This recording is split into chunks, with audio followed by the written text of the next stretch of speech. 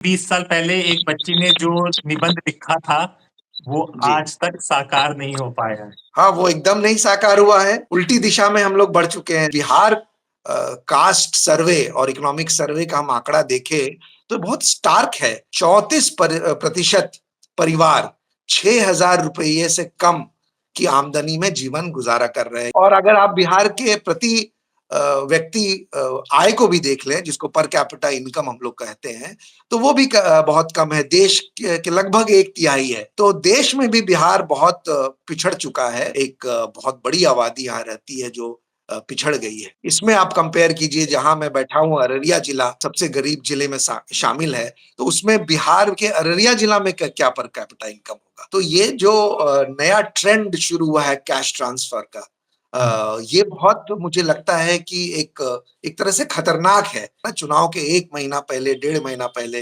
वो 10,000 रुपए देते हैं। ये क्यों दे रहे हैं?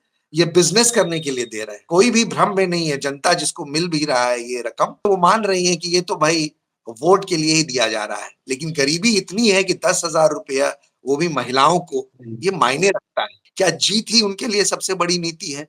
ये भी एक सवाल है अपने राजनीति में। तो ये मुझे लगता है कि भारतीय जनता पार्टी की एक खूबी है, या आप कह लीजिए कि आजकल खराब चीजों को भी खूबी मान रहे हैं। बदलाव तो प्रकृति का भी नियम है। हमारे सपनों का भारत है, सपनों का बिहार है, और वहां तक तो हम लोग नहीं पहुंचे हैं। नमस्कार, मेरा नाम हैदर अब्बास नकवी है और आप लोग मुझको इस वक्त दास्तान पर देख रहे हैं। जी हाँ, बिहार चुनाव 2025 की शुरुआत हो चुकी है, तारीखें का ऐलान हो गया है, लेकिन जमीन पर क्या चल रहा है? क्या इस बार बिहार बदलाव के लिए वोट देगा, या फिर जो बात कही जा रही है 25 से 30 फिर से नीतीश? इस पर लोग सोच रहे हैं। जो भी है, हमारे साथ आशीष रंजन जी बैठे हुए हैं, जो जमीन पर काम कर रहे हैं, लोगों के बीच पर काम कर रहे हैं और उन लोगों के साथ काम कर रहे हैं जिनकी बात, जी हाँ सुनिएगा ये बात, जिनकी बात हर पार्टी करती है, हर तबका करता है, हर नेता करता है। वो लोग क्या सोच रहे हैं, इसी को जानेंगे आशीष रंजन जी से। पहले हम आपको बता दें कि आशीष रंजन जी क्या है, वो उनसे ही हम पूछते हैं कि आशीष रंजन जी कहाँ से पढ़कर आए हैं और फिर बिहार लौटे हैं, क्योंकि ज्यादातर ये देखा गया है, हम दिल्ली में रहते हैं, कि बिहार से लोग यहाँ पर आ जाते हैं, लेकिन जाते नहीं। बिहार को लोग क्या देते हैं, वो भी एक बड़ा सवाल है। तो आशीष, आपकी शुरुआत कहाँ से हुई और आप फिर बिहार क्यों लौटे, ये एक सवाल सब लोग जानना चाह रहे हैं। इसका भी बहुत महिमा मंडन होता है कि क्यों लौटे। ये तो नेचुरल प्रक्रिया है कि जहाँ के लोग हैं, जिस संस्कृति के, वहां वो रहने में सहज महसूस करे। बहरहाल, मैं सुपौल जिला है बगल, जहाँ मैं अभी बैठा हुआ हूँ, अररिया जिला के बगल में। वहाँ मेरी जन्मस्थली है, और पटना में मैं पला बड़ा हूँ, और वहीं स्कूलिंग हुई है। वहाँ के सेंट माइकल्स, डॉन बॉस्को करके प्राइवेट स्कूल्स हैं, वहां से स्कूलिंग हुई है। फिर चला गया था मैं इंजीनियरिंग की पढ़ाई पढ़ने IIT खड़गपुर। फिर विदेश चला गया था आगे की पढ़ाई पढ़ने। फिर कुछ साल वहां मैंने नौकरी की। फिर मैं वापस आ गया अपने लोगों के बीच। अपना कह रहा हूँ क्योंकि मैं सहज महसूस करता हूँ बिहार प्रदेश में, और यहाँ जो चीजें देखी, जो समाज ने मुझे दिया, ऐसा लगा कि इनके साथ, इन लोगों के साथ काम करके जो चीजें मुझे तकलीफ दे लगती थी, जो गैर बराबरी, जो मजदूरों का पलायन, जो गरीबी बिहार में थी, ऐसा लगा कि इस पे काम करना चाहिए, ना कि किसी बड़े कंपनी के प्रॉफिट बढ़ाने के लिए काम करना चाहिए। उसके लिए तो कई लोग तैयार हैं ही, लेकिन इस काम के लिए कम लोग तैयार होते हैं, इसलिए मैंने ये रास्ता चुना। तो सर, इन्हीं जिन लोगों के लिए आपने ये रास्ता चुना, जिन लोगों के लिए आप काम कर रहे हैं, ये तो हमारी सरकारें कर ही रही हैं और बिहार में तो बहुत बात की जाती है इन लोगों के लिए। तो क्या जमीनी हकीकत क्या है, सच्चाई क्या है, क्या कैसा महसूस कर रहे हैं लोग और किस तरह से इनका जीवन है पिछले कुछ सालों से, अगर देखा जाए क्या बदलाव आपने देखा है? हाँ, तो पहले तो मैं ये बोल देना चाहता हूँ कि मेरे लिए ये लोग कोई दूसरे लोग नहीं है, मैं भी उनमें शामिल हूँ। क्योंकि जब समाज में गैर बराबरी होती है, उससे हिंसा उत्पन्न होती है, और तमाम चीजें गरीबी से जुड़ी हुई हैं, ये सब जो होती है तो सारा समाज इफ़ेक्ट होता है, चाहे मैं खुद उस तबके से नहीं आता हूँ, पर मैं अपने आप को उसी समाज का एक भाग पाता हूँ। इसलिए ये कोई दूसरे लोग नहीं हैं, मेरे शरीर के ही अंग हैं। चीज़ें बदली हैं, जैसा बदलाव तो प्रकृति का भी नियम है और आपने सुना ही होगा कि जीडीपी ग्रोथ ये जो आंकड़े हैं, ये सब आंकड़े का कुछ तो असर होता ही है और इतने सालों से जब जीडीपी ग्रोथ पॉजिटिव में है, 7% कई साल था, 9% था यूपीए में, उसके बाद ये तकरार होती रहती है कि किसमें ज़्यादा है, लेकिन बहरहाल जो जीडीपी ग्रोथ है और बिहार का भी है, तो उससे ट्रिकल डाउन इफेक्ट तो हुआ है। हम अगर अपने नौजवानी के दिनों की याद करते हैं, तो कंज्यूमरिज्म काफ़ी कम था। जो बड़ी आबादी थी, उसके पास पैसा एकदम ही नहीं था। वो चीज़ें बदली हैं। एक भाग संपन्न हुआ है और आंकड़े भी बताते हैं, लेकिन बहुत अच्छी हालत अभी भी नहीं है, ये भी आंकड़े हमें बता रहे हैं। तो चीज़ें बेहतर हुई हैं जैसे सड़क के मामले में या बिजली के मामले में, दूरसंचार के मामले में। कई चीज़ें लोगों के लिए बेहतर हुई हैं, लेकिन कई चीज़ें वैसी ही हैं या खराब भी हुई हैं कुछ मामले में। अगर आप लीजिए महिलाओं की स्थिति और महिलाओं और पुरुष का जो रेशियो होता है उसका आंकड़ा आप देखें तो बिहार में वो स्थिति खराब हुई है हमारे जवानी के दिन से आज तक। तो सारी चीज़ें हो रही हैं, मुझे लगता है कि डायरेक्शन तो पॉज़िटिव ही रहा है। लेकिन जो हमारा सपना था कि हम मुझे याद है मेरे पिताजी हम लोग को स्कूल में एक एसे दिया गया था मेरी बहन को, तो वो एसे का शीर्षक था शायद वो स्पीच था कि 20 साल बाद का भारत हमारे लिए कैसा हो? तो वो बचपन में पिताजी की मदद से मेरी बहन ने लिखा था, तो 20 साल बाद का जो भारत था उनके सपनों में, वो तो काफ़ी अलग था आज के भारत से। चाहे वो गरीबी की बात हो, शिक्षा की बात हो, उसमें मुझे एक लाइन बहुत याद आ गई कि उसमें कहा गया था कि सबों के लिए शिक्षा मुफ्त होगी और स्कूल ऐसे होंगे कि बच्चे बहुत खुश रहेंगे उसमें। कोई प्रताड़ना नहीं होगी, कोई मारपीट नहीं होगी और बच्चे स्वतः वहाँ जाना चाहेंगे और एक बहुत ही खुशनुमा वहाँ वातावरण होगा। तो कई चीज़ें जो हमारे सपनों का भारत है, सपनों का बिहार है वहाँ तक तो हम लोग नहीं पहुँचे हैं। लेकिन हाँ कुछ उपलब्धियाँ भी हैं जिसे मैंने गिनाया आपको। मतलब कि 20 साल पहले एक बच्ची ने जो निबंध लिखा था, वो जी। आज तक साकार नहीं हो पाया है। हाँ, वो एकदम नहीं साकार हुआ है। उल्टी दिशा में हम लोग बढ़ चुके हैं। शिक्षा आप सोचिए कि आप अपने और मेरे एक जनरेशन पहले सोचिए, मैं 6 भाई-बहन हूँ और मेरे 4 भाई-बहन सरकारी माध्यम से पढ़े हैं। लेकिन मेरे आते-आते स्थिति कुछ ऐसी हो गई होगी कि मेरे पिताजी ने सोचा होगा कि मुझे और मेरी बड़ी बहन को उन्होंने प्राइवेट स्कूल में डाला। तो शिक्षा का स्तर खराब हुआ सरकारी स्कूलों में। जो वंचित समाज है उसके लिए जो बुनियादी सुविधाएँ हैं शिक्षा जैसे, अस्पताल जैसे, उसमें कोई खास इम्प्रूवमेंट नहीं हुआ है, शिक्षा में तो गिरावट ही हुई है, ऐसा मुझे लगता है।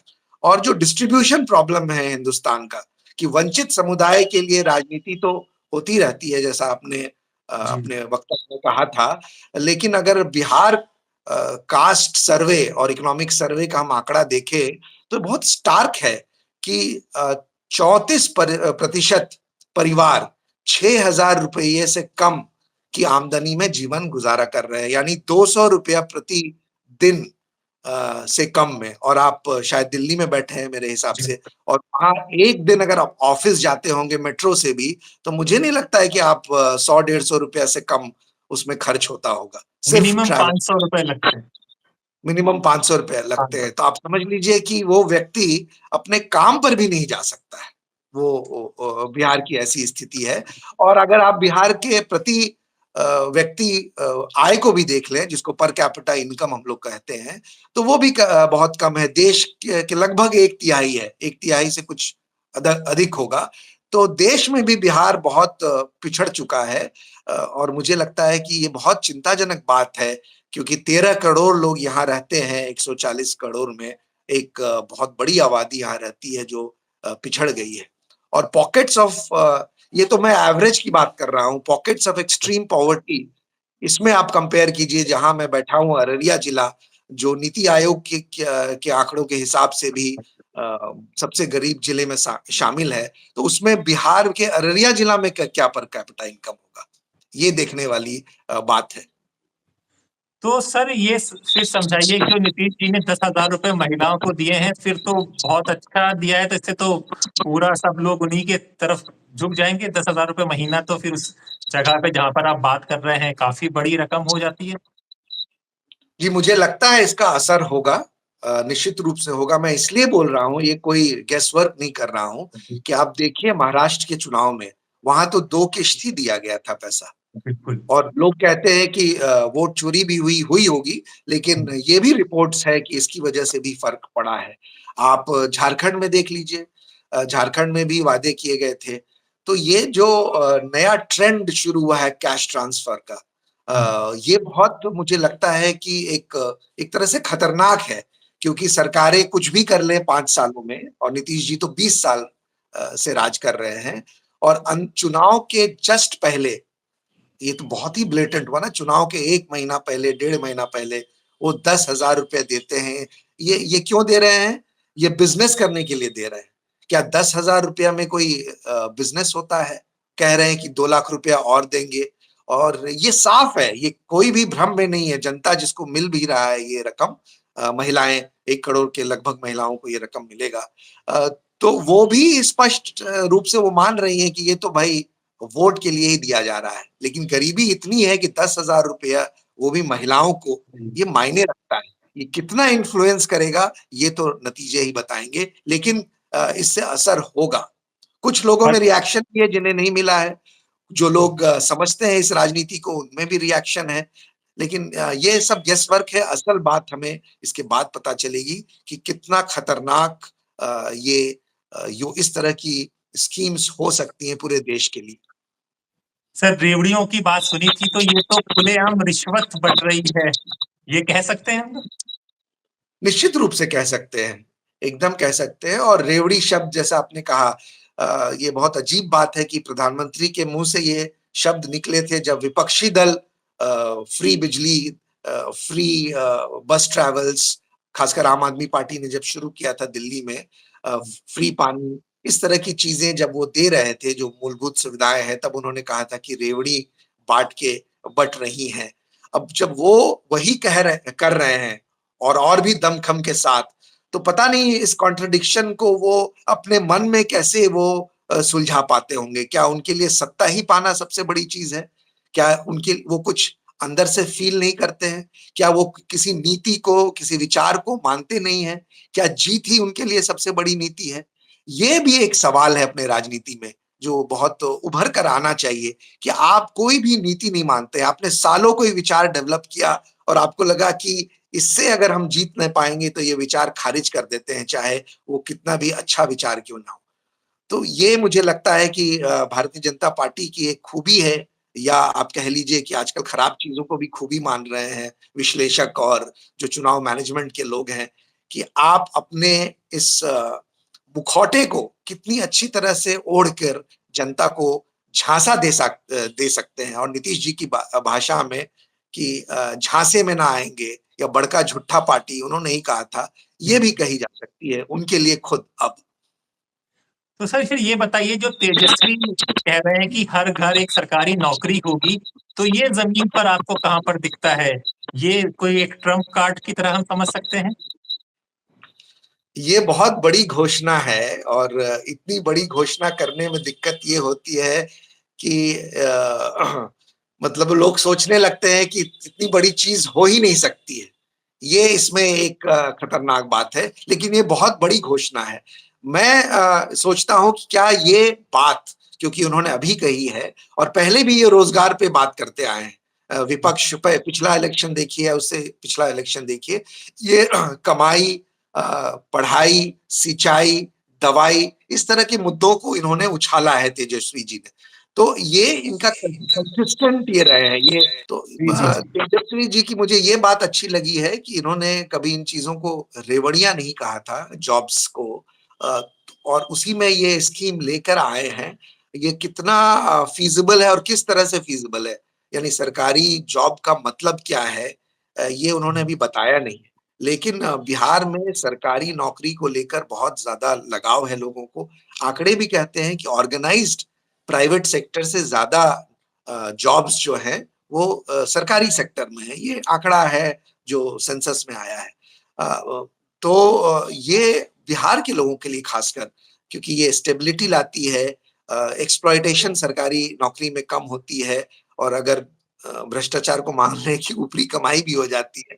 लेकिन खैर स्टेबिलिटी और अ, जो अच्छी तनख्वाह है सरकारी अ, नौकरियों में, उसका बहुत बड़ा लोगों के प्रति आकर्षण है। तो मुझे लगता है कि अगर लोगों को पता चल जाए कि स वाक़ई में वो ऑनेस्टली हुँ, बोल रहे हैं कि वो सरकारी जॉब्स लाएँगे, अगर सभी के लिए ना भी ला पाएँ, अगर बड़े पैमाने पर वो जॉब्स दे पाए सरकारी जॉब्स और ये जनता मान ले, तो पासा पलट सकता है। 10,000 तो देखिए म जो जिन महिलाओं को मिला है, उन पर लोन्स ही होंगे 10,000 क्योंकि अभी ग्रामीण बिहार में एक ये बड़ी समस्या उभर के आई है। ये जो लोन्स किश्ता यहाँ लोग कहते हैं किश्ती, अच्छा। हुँ, किससे जो लोग पैसा उठाते हैं, वो 50,000 लेते हैं और हर हफ्ते वो उनको पैसा लौटाना पड़ता है 20,000, हुँ, 25,000, 50,000। तो ये जो हाँ, किश्ती पे उन्होंने लोन लिया है, एक बहुत बड़ी समस्या बन के आ रही है क्योंकि वो जब वापस लेने आते हैं हर हफ्ते, एक तरह से उनको ह्यूमिलिएशन का सामना करना पड़ता है। कई परिवार तो पलायन कर जाते हैं कि अगर लोन हमें चुकाना है तो हम पंजाब जाके ही वापस दे पाएँगे और ज़िल्लत से भी बच जाएँगे क्योंकि मोहल्ले में उनकी बदनामी होती है, उनके आस-पड़ोस वाले ही उनके खिलाफ हो जाते हैं। तो ये एक भयानक समस्या है। मुझे लगता है कि 10,000 तो तुरंत ही उसमें गायब हो जाएगा।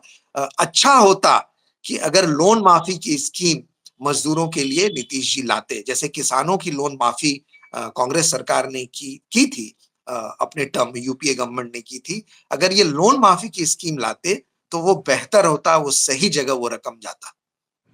तो दूसरा हम आपसे पीके की बात करेंगे। उन्होंने पलायन को लेकर बात कही है कि जाते हैं, छोड़ते हैं, तो उनका कहाँ पर आपको ज़मीनी पे लगता है और उनका कितना प्रभाव लग रहा है उनकी बातों से जहाँ पर आप काम कर रहे हैं, क्या वो चर्चा में हो रही है कि उनकी सोच और उनकी राजनीति? देखिए पीके जिस तरह से नया नया फिनोमेना आम आदमी पार्टी का था कि मीडिया जब वो जंतर-मंतर पर बैठे थे, तो मीडिया 24/7 उनको कवर कर रही थी। बिल्कुल। तो उसमें मीडिया का भी बहुत बड़ा रोल था। और क्यों था, क्या था उसके विश्लेषण में नहीं जाऊँगा। लेकिन उसी तरह मुझे लगता है कि पीके के उभार में मीडिया का बहुत बड़ा रोल है। पीके की शख्सियत भी है, इम्प्रेसिव पर्सनैलिटी है, बोलते हैं दमखम के साथ, आंकड़ों के साथ बोलते हैं, तो वो भी रहा होगा। लेकिन मीडिया को जो उनको सहारा मिला है, मीडिया ने जिस हिसाब से उनको प्रोजेक्ट किया है, उसकी वजह से वो चर्चा में तो आ गए, लोग उनको जान गए। और ये बड़ी बात है क्योंकि एक नई पार्टी का चर्चा में आ जाना और लोगों को जान जाना कि ये पार्टी है। लेकिन मुझे नहीं लगता है कि वो इस पोज़ीशन में है कि बहुत सीटें जीत पाएँ। कहीं 1 आध 2 5 के अंदर ही मुझे लगता है कि वो रहेंगे, उससे भी कम रहेंगे। सीट जीतने की हैसियत में अभी नहीं है वो। वो विपक्ष की तरह है एक तरह से कुछ मायने में कि वो नीतीश के मंत्रियों पर बहुत बड़ा प्रहार कर रहे हैं। लेकिन मोदी पे वो ज़्यादा प्रहार नहीं करते हैं। आपने ये गौर किया बिल्कुल। होगा। हुँ, हुँ। उनको अगर लगातार आप वॉच करें तो बहुत सँभल के वो बोलते हैं। तेजस्वी पे बहुत कटाक्ष करते हैं, नौवीं फ़ेल वगैरह तो वो मोदी पर कितना उनकी डिग्री को लेके ये बात कहते हैं तो मुझे नहीं लगता है कि वो ज़्यादा उन पे प्रहार करते हैं। और जो जिस तरह की वो बातें करते हैं, वो बातें अच्छी हैं। बिहार के स्वाभिमान की बात, बिहार को बदलने की बात, ये बातें होनी चाहिए। नए एनर्जी नई पार्टी आनी चाहिए, इसमें कोई दो राय नहीं है। लेकिन मुझे नहीं लगता है कि जनता उनके लिए तैयार है। कुछ बहुत क्रूशियल इश्यूज़ पे वो चुप हो जाते हैं। जैसे अभी अडानी को 1050 एकड़ ₹1 में दे दी गई ज़मीन, हुँ, भागलपुर में और नीतीश कुमार विधानसभा के पटल पे कहते हैं और हँसी उड़ाते हैं विपक्षी दलों का। सीपीआई-एमएल के एक विधायक का वो हँसी उड़ा रहे थे कि भाई आप लोग बोलते हैं कि ज़मीन दीजिए और ज़मीन कहाँ है हम जो दे दें। लेकिन उसी बिहार में सरकार बोलती है कि 3 डेसिमल की हम योजना लाए हुए हैं, लेकिन 3 डेसिमल ज़मीन नहीं देती है, 1050 एकड़ एक कंपनी को। ₹1 के भाव से दे देती है। ये इस पर कहाँ बोलते हैं प्रशांत किशोर? मैंने तो नहीं देखा उनको बोलते हुए। कई चीज़ों में वो मुखर होके बोल नहीं रहे हैं, बच-बचा के चल रहे हैं। तो उनकी राजनीति है, अभी जनता उनके लिए तैयार नहीं है। तो शायद इसीलिए जो पहली लिस्ट उन्होंने निकाली तो उसमें उनका नाम नहीं है कि वो चुनाव लड़ रहे हैं या नहीं लड़ रहे हैं। वो मुझे लगता है कि वो success nothing succeeds like success एक कहावत है ना, हुँ, तो उनको सक्सेस उन्होंने जो अपने प्रोफेशनल करियर में जो सक्सेस का मजा चखा है, उनको लगता है कि वो अभी देश के महानतम पॉलिटिशियंस में से हैं और उनमें वो एरोगेंस मैं देख पा रहा हूँ कि लगता है कि बहुत बड़ी चीज है और वो बड़े चीजों के लिए बने हैं। इसलिए उनका आप देखिए पहले वो कहते थे कि ये पीके की पार्टी नहीं है, ये लोकतांत्रिक पार्टी है, लेकिन इनके हर पोस्टर में पीके छोड़ के ये कोई पार्टी ही नहीं है। तो अपने ही कई विरोधाभास हैं। मुझे नहीं लगता कि उनकी पार्टी में कोई लोकतंत्र है और जिस प्रकार से वो छाए रहते हैं, उनके जो राष्ट्रीय अध्यक्ष है उनके साथ उनको भी कोई वक्त नहीं मिलता है बोलने के लिए, प्रेस कॉन्फ्रेंस में बहुत कम वक्त मिलता है।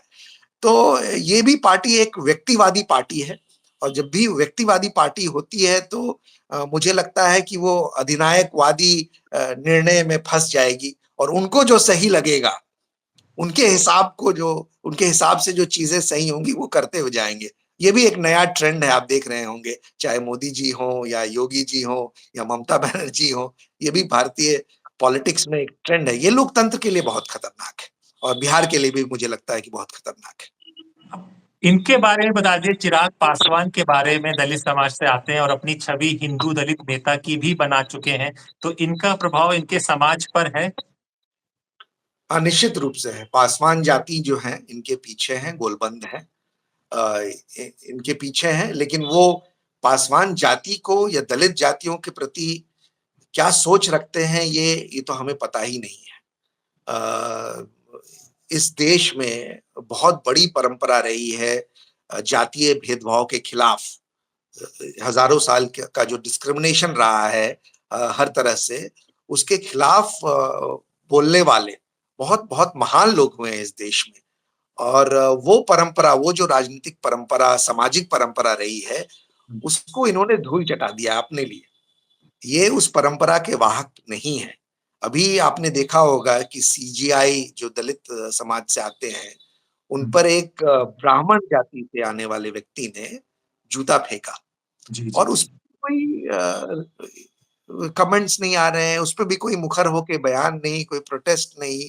तो मुझे लगता है कि दलित समाज की जो राजनीति है, बराबरी की राजनीति, सामाजिक बराबरी की राजनीति, आर्थिक बराबरी की राजनीति, इन जैसे दल, चिराग पासवान जैसे दल, उनको वो पीछे ले जाते हैं। मांझी जैसे लोग उस राजनीति को पीछे ले जाते हैं। अम्बेडकर जो कोशिश कर रहे थे और बहुत हद तक उसमें सफल हुए थे, उस परंपरा के ये तो एकदम वाहक नहीं है। तो ये भी एक बात है, एक नया नया ट्रेंड है दलित राजनीति में। अगर आप कल मायावती जी को जी, सुने जी, हों, जी, मैं वो समझ रहा हूँ। तो ये एक ट्रेंड है जिसको हमें समझना पड़ेगा। ये साफ है कि ये चाह है दलित जातियों में अपवर्ड मोबिलिटी की, लेकिन उस अपवर्ड मोबिलिटी की चाह में बराबरी का अंश नहीं दिख रहा है। उस अपवर्ड मोबिलिटी की चाह में जो राजनीति ये लोग कर रहे हैं, जो क्रॉस डिस्क्रिमिनेशन है, उसके खिलाफ मुखर रूप से ये लोग कोई राजनीति नहीं कर रहे। तो लेकिन आपने वोट तो मायावती जी का ज़िक्र किया जो कल रैली थी, तो जिसमें जिस तरह से उन्होंने कहा है और बीजेपी की तारीफ की है, तो इसका असर क्या बिहार के चुनाव में दिखेगा? मुझे लगता है कि थोड़ा बहुत दिखेगा, बहुत ज्यादा मायावती जी का यहाँ प्रभाव नहीं है।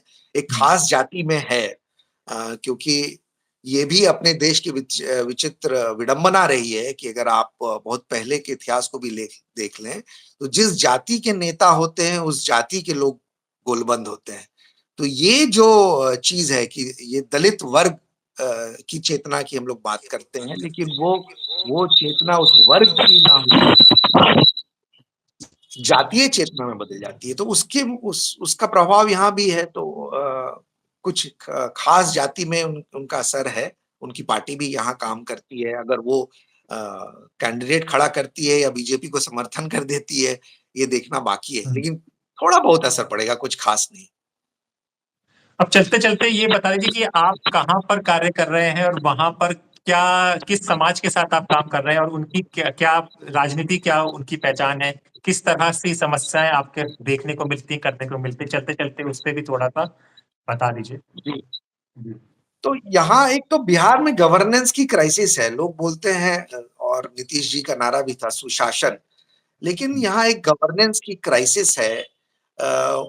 तो जो स्कीम्स सरकार लाती है, जो योजनाएँ सरकार लाती हैं, उसमें बहुत बड़े पैमाने पर भ्रष्टाचार होता है और जो नियम कानून है, उस नियम कानून से चीज़ें होती नहीं हैं। तो एक फिनोमेना होता है एलीट कैप्चर।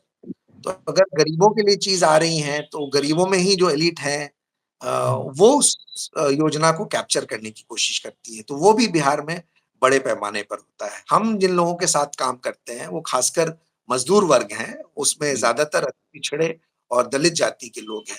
हुँ, इनकी मुख्य समस्या तो गरीबी है, रोज़गार है। सरकारी स्कूल में शिक्षा नहीं है, तो और आप आंकड़ा भी देखेंगे कि 7% सिर्फ बिहार में ग्रेजुएट्स हैं, सिर्फ हुँ, 7%। अ, हुँ, तो जो अशिक्षा से उपजी हुई चीज़ें हैं, वो वो अंधविश्वास के रूप में इस तबके में वो स्वास्थ्य को लेके जो अंधविश्वास है, उसको लेकर इस तबके में, तो बहुत सारी सामाजिक बुराइयाँ अंधविश्वास ये भी फैला हुआ। आर्थिक रूप से तो पिछड़े हैं ही, जातिगत रूप से भी यहाँ पे बिहार में ही काफ़ी जातीय हिंसा का भी सामना करना पड़ता है या डिस्क्रिमिनेशन का कहीं न कहीं लोगों को सामना करना पड़ता है। तो ये चीज़ें हैं। मुझे लगता है कि ये बड़ा चैलेंज है करप्शन, गवर्नेंस, स्कीमों का गरीबों तक ना पहुँचना, बेरोज़गारी, शिक्षा, स्वास्थ्य, ये जो मूलभूत जिसको हम कहते हैं समस्याएँ, वो गरीबों को ज़्यादा असर करती हैं। इसलिए हम लोग माँग करते हैं कि भाई आप जो मनरेगा का स्कीम लाए हैं, 100 दिन के काम की गारंटी लाए हैं, उसको ज़मीन पर उतारिए। आप सरकारी अस्पतालों को ठीक कीजिए। सिर्फ़ प्रसव के लिए नहीं है सरकारी अस्पताल, बिल्कुल। बल्कि जो वहाँ तमाम चीज़ें होनी चाहिए, दवाई होनी चाहिए, डॉक्टर होनी चाहिए। आपको आश्चर्य लगेगा कि बिहार में जितने पद हैं, उससे आधे डॉक्टर हैं। तो ये बहुत बड़ी व्यवस्था की यहाँ पर कमी है जिसकी मार सबसे ज्यादा जिन लोगों के साथ हम लोग काम करते हैं दलित वंचित अति पिछड़ा समाज उसको झेलनी पड़ रही है। इसलिए आप देखेंगे जो मैंने कहा था सबसे पहले कि सबसे गरीब जो 6,000 रुपए परिवार जो कमाते हैं उसमें से 42% परिवार ऐसे हैं जो दलित जाति से हैं, जबकि हुँ। उनकी पॉपुलेशन जो है वो करीब 20% है। और गरीबों में उनकी उनकी भागीदारी 42% है। तो ये साफ है कि कौन यहाँ आगे बढ़ा है और कौन पीछे छूट गया है। सर चलते-चलते बस एक सवाल 14 तारीख के बाद या 14 तारीख को नीतीश रहेंगे या जाएँगे? क्या लगता है? मैं कोई सेफोलॉजिस्ट नहीं हूँ, तो फिर मैं भी गेस करने से होता मुझे तो लगता है कि टक्कर रहेगी और जी, टक्कर होगी और नीतीश तो अगले 5 साल में मुख्यमंत्री नहीं रहेंगे। ये तो अच्छा। मुझे लगता है उनके स्वास्थ्य को देखकर और जो बात होती है इंटरनल बात भी हम लोग तक भी पहुँच जाती है, कुछ बात तो वो डिमेंशिया के शिकार हैं, उनको उनका इलाज हो रहा है और जिस तरह से वो पब्लिक फोरम में बिहेव कर रहे हैं, जो हुँ, उनका हाव-भाव, एक्शन्स हैं, ये बहुत दुखद है कि एक मुख्यमंत्री जो 20 साल मुख्यमंत्री रहा, उसको एक कोठरी, एक खास कोठरी के लोग ज़बरदस्ती कुर्सी पर बैठाए हुए हैं। उनको एक गरिमापूर्ण एग्ज़िट ले लेनी चाहिए और वो एग्ज़िट अगर गरिमापूर्ण नहीं होगी, जो लग रहा है कि नहीं होगी, तो बहुत ही उनके लिए मुझे नहीं लगता अच्छा होगा और 5 साल तो वो मुख्यमंत्री अगर भाजपा जेडीयू जीत भी जाती है, तो नहीं रहेंगे। वैसे अभी टक्कर बराबर की है। चलिए शुक्रिया आपने वक़्त निकाला हमें इसी तरह की जब तक चुनाव होंगे हम आपसे चर्चा करते रहेंगे। हमें अपना स्वतंत्र के लिए टाइम रखिएगा थोड़ा-सा बहुत-बहुत बचा शुक्रिया। कर।